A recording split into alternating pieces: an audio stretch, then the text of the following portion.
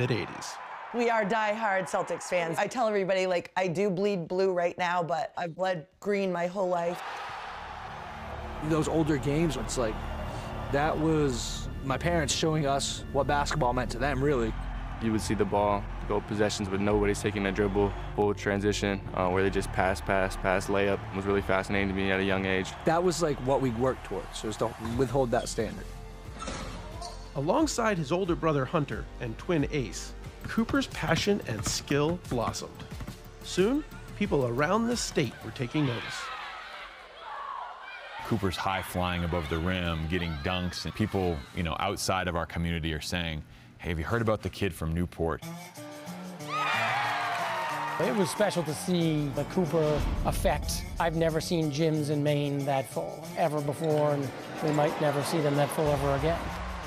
I grew up with Cooper. Our parents played a high school ball together, and our goal since we were day one babies, we wanted to win a state championship. In 2022, with the three Flag brothers all on the same Nokomis High School team, Hunter a senior and Cooper an ace freshman, that goal became a reality. It was a storybook season for everybody, and especially for our community. When we went to the tournament, they ended up having to turn people away at the door. Averaging 20 points and 10 rebounds per game, Cooper led Nokomis to its first ever state title. The drought is all over! And became the first freshman to win Maine's Gatorade Player of the Year honors. Later that year, Cooper and Ace transferred to national powerhouse Montverde Academy in Florida.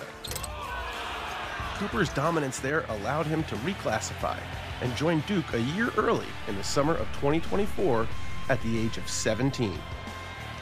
This season, Mainers have traveled far and wide to show their support for the local legend.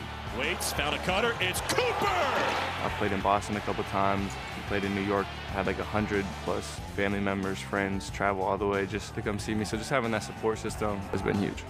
He's an inspiration for a lot of the younger kids. You see everyone's wearing Cooper Flag jerseys.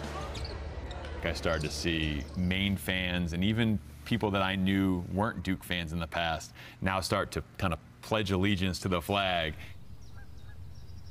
I put the Duke flag up on the camp, and I posted it, and I said, "I captured my flag, have you?" And I haven't missed any of the Duke games this year. My wife says I'm obsessed. Maybe I am obsessed. I didn't even think this was possible for a kid from Maine to be able to go to Duke and put up unbelievable video game numbers. When you look at men's college basketball, Cooper Flag is what it needs. He leads Duke in every big-time category. Points, assists, steals, blocks, as well as rebounds. The dude is a generational talent. Everyone is just now starting to see what me and my parents and everyone else in the inner circle has been seeing, is that he's one of, if not the best player on the floor at all times at any level of basketball.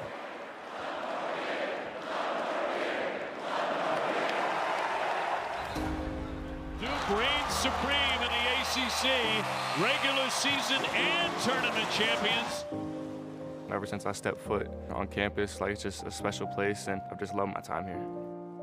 Even though he has become a big deal, he's still just a kid from Maine. Yeah.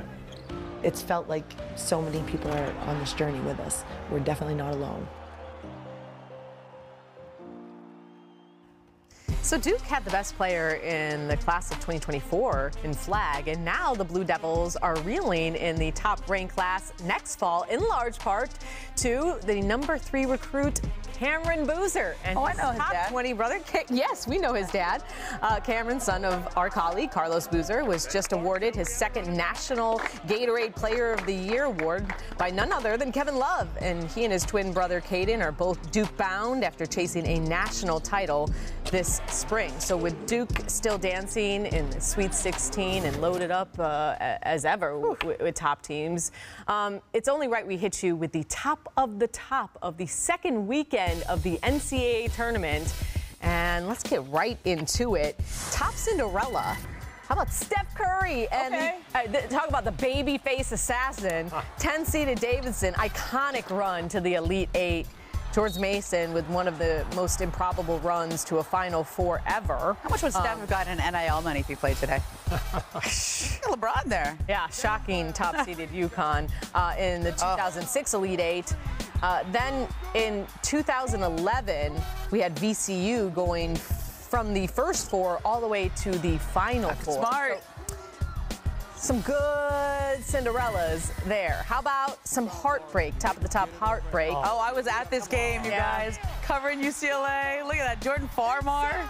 Zags lose to UCLA. Oh, now they're going to show Adam Morrison crying again. Don't do it to him. Don't do it to him. It means he cares. Oh, man. Well, what about this in 2018, guys? Grayson Allen's game-winning attempt goes in and then out. And Duke would go on to lose in overtime. Oh, breaking the hearts of people around the country. Poor Duke. All right, let's move on. How about the top oldies but goodies? In 1981, how about some Danny Ainge going coast to coast? Behind the back. Sending BYU to the Elite Eight. Terrible. Sweet shorts. Nice 1981, guys.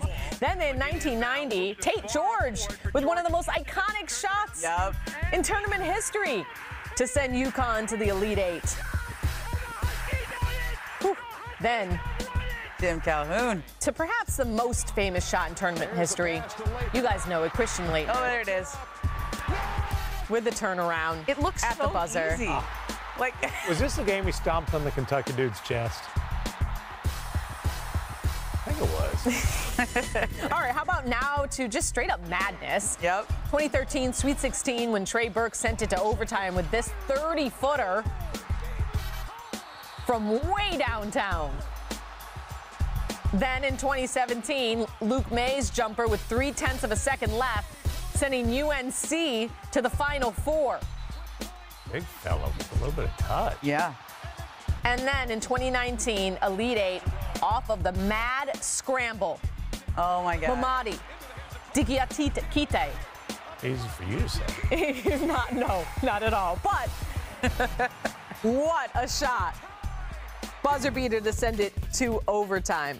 And guys, the action keeps on coming. The women's Sweet 16 is back at it tomorrow on ESPN in the app. North Carolina and Duke tip off. That LSU game looks good. The day at 2:30. Then Maryland takes on one-seeded South Carolina, followed by, like you said, LSU, NC State, and finally Ole Miss and number 1 seed UCLA.